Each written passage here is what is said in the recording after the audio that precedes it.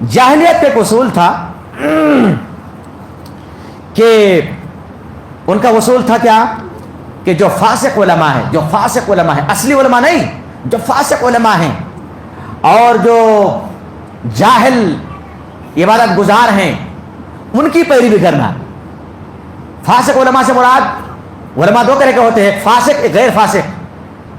فاسق وہ عالم ہے جو آپ کے مطابق فتوا دے، جو آپ کیا چاہتے ہیں، یہ جائز، ہاں ہاں بالکل، ارے آپ کر رہے ہیں میں اس کو جائز ناجائز کیسے کہوں، ہاں بالکل جائز ہے۔ فاسق ہے کہ نہیں؟ فاسق ہے نا۔ اچھا اب دیکھ رہے ہیں کوئی مجھے پوچھ رہے ہیں کہ مولانا یہ سور کا گوشت حلال ہے حرام، اور وہ سور کی فیکٹری لگایا ہوا ہے، اگر میں کہوں گا کہ حرام ہے تو ناراض ہو جائے گا، ہاں ہاں حلال حلال حلال، تو حلال کو حرام، حرام کو حلال، ہاں یہ فاسق علماء۔ فاسق علماء، فاسق علماء کی اقتداء کرنا اور جاہل عبادت گزار، وہ آدمی جو اللہ کی بندگی تو کرتا ہے مگر اس کے پاس علم نہیں ہے، ان کی پیروی کرنا، یہ جہالت، یہ زمانہ جاہلت ایک اصول ہے۔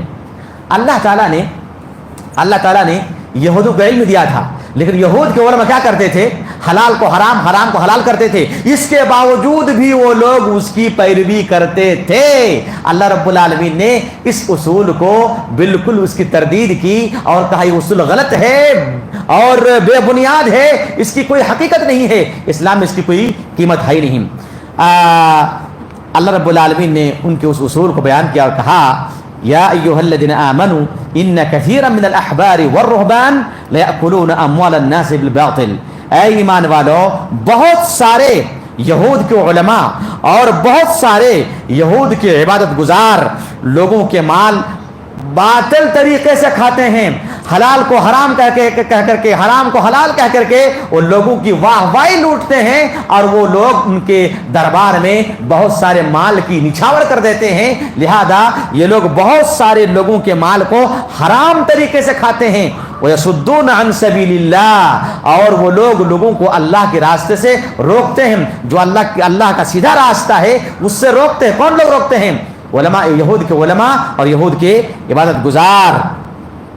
اللہ رب العالمین نے اور فرمایا ان کے بارے میں کہ وَلَا تَغْلُوا فِي دِينِكُمْ غَيْرَ الْحَقِّ وَلَا تَتَّبِعُوا أَهْوَاءَ قَوْمٍ قَدْ ضَلُّوا مِنْ قَبْلُ وَأَضَلُّوا كَثِيرًا وَضَلُّوا عَنْ سَوَاءِ السَّبِيلِ۔ اللہ رب العالمین نے فرمایا کہ اے لوگوں، تم لوگ اپنے دین میں ناحق زیادتی مت کرو، اللہ نے جتنا کہا ہے اتنے ہی مانو، رسول نے جتنا کہا ہے اتنے ہی مانو، نہ اس سے آگے بڑھو اور نہ اس سے کم کرو۔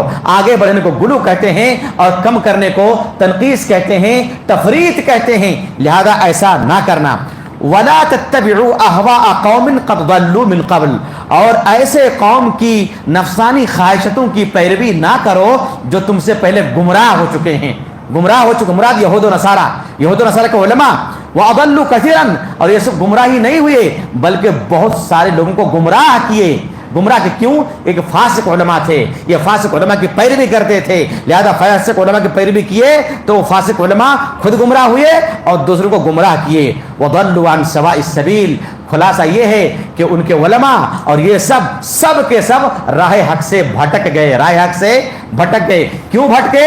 بھٹکنے کی وجہ یہ ہے کہ ان لوگوں نے اپنے علماء کی پیروی کی۔ قرآن نے فرمایا اتخذوا احبارهم ورهبانهم اربابا من دون اللہ، ان لوگوں نے اپنے علماء کو اور اپنے عبادت گزاروں کو اپنا رب بنا لیا تھا، جو کہتے تھے من وعن اس کو تسلیم کرتے تھے اور اس کی بات کو مانتے تھے، جو اصول بالکل غلط ہے۔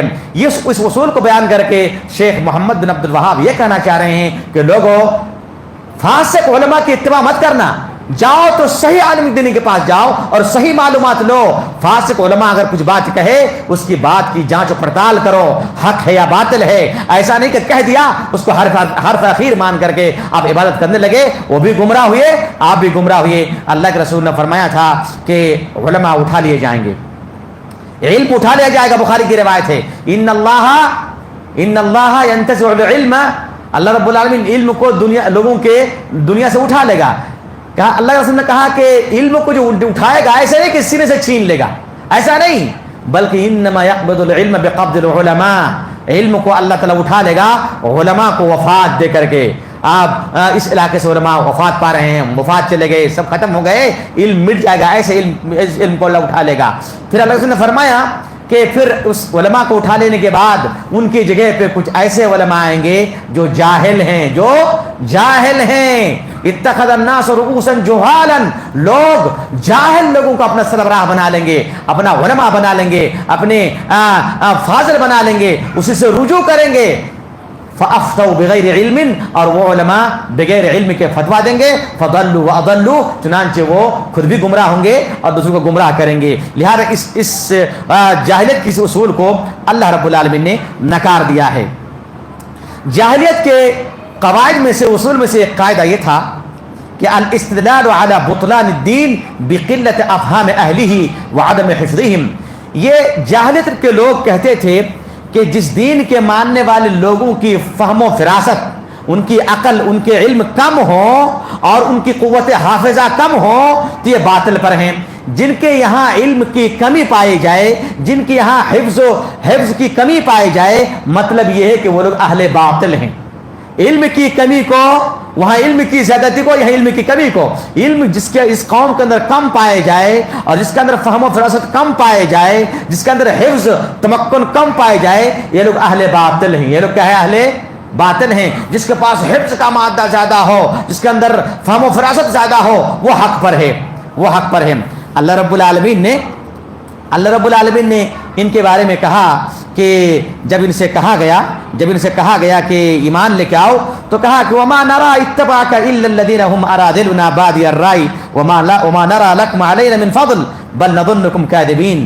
جب نوح علیہ السلام نے اپنی قوم سے کہا لوگوں ایمان لاؤ، تو ان لوگوں نے کہا کہ ارے ہم تو آپ کو دیکھ رہے ہیں کہ آپ کی پیروی کرنے والے ارادلنا، ہم میں سے سب سے کمزور لوگ ہیں، کمزور طبقہ کے لوگ ہیں، بادی الرأی، ان کے پاس علم نہیں ہے، سمجھ نہیں ہے، سوجھ بوجھ نہیں ہے، یہ لوگ آوارہ قسم کے لوگ ہیں جو آپ کے ساتھ پیروی کیے ہوئے ہیں۔ آوارہ لوگوں کا، کم علم لوگوں کا آپ کی پیروی کرنا اس بات کی دلیل ہے کہ آپ غلط پر ہیں، آپ غلط پر ہیں۔ مگر اللہ تعالیٰ نے، اللہ رب العالمین نے ان کے اس اصول کو نکار دیا، بلکہ اللہ کے رسول وسلم نے کہا جو لوگ علماء ہیں، یہ علماء کم علم نہیں ہوتے ہیں۔ علماء کم علم نہیں، اصل میں علم کس کو کہتے ہیں یہ بھی نہیں سمجھتے لوگ۔ علم کہتے ہیں حقیقت میں علم وہ علم ہے جو علم وحی کا علم ہے، قرآن کا علم ہے۔ قرآن کریم کھولیے شروع صفحہ سے لے کر کے آخری صفحہ تک، اور ذخیرہ احادیث میں پہلی صفحہ سے لے کر کے آخری صفحہ تک جہاں جہاں بھی علم کا ذکر ہوا ہے اس سے مراد قرآن اور حدیث کا علم ہے میرے بھائیوں، حدیث کا علم ہے۔ لہذا حدیث علماء کرام جو حدیث کے علم حاصل کیے ہوئے ہیں، قرآن کے علم حاصل کیے ہوئے ہیں، حقیقت میں یہی علماء ہیں، یہی علماء ہیں۔ مگر زمانہ جاہلیت کے لوگ علماء اس کو سمجھتے تھے جو فلسفہ میں، جو دنیا میں، جو ٹیکنالوجی میں، جہاز اڑانے میں، لوگوں کو مارنے میں، ایٹم بم بنانے میں، میزائل بنانے میں جن کو تقدم حاصل ہوتا اسی کو علم سمجھتے، اسی کو علم سمجھتے۔ حقیقت میں علم قرآن کا علم ہے، یہ ایک ایسا علم ہے جو روحانی علم ہے، روح کی غذا بھی ہے، دنیا بھی سنوارتا ہے اور آخرت بھی سنوارتا ہے۔ اللہ کے رسول نے فرمایا العلماء ورثۃ الانبیاء، علماء یہ انبیاء کے وارثین ہیں۔ جیسے انبیاء کا مقام بہت بلند و بالا ہے، اس طرح سے علماء کا بھی مقام ہے، لہذا علماء کی تنقیص نہ کی جائے۔ بہت سارے لوگ کیا کرتے ہیں، یہ علماء کیا جانتے ہیں، مسجد، مصلی اور نماز، روزہ اور ٹوپی یہی سب جانتے ہیں، دنیا کے بارے میں اس کو کچھ نہیں معلوم ہے۔ پوچھو تو کوئی مسئلہ ہے، دنیا کے بارے میں پوچھو تو کوئی مسئلہ ہے، ہاں کیا پوچھنا چاہتے ہو؟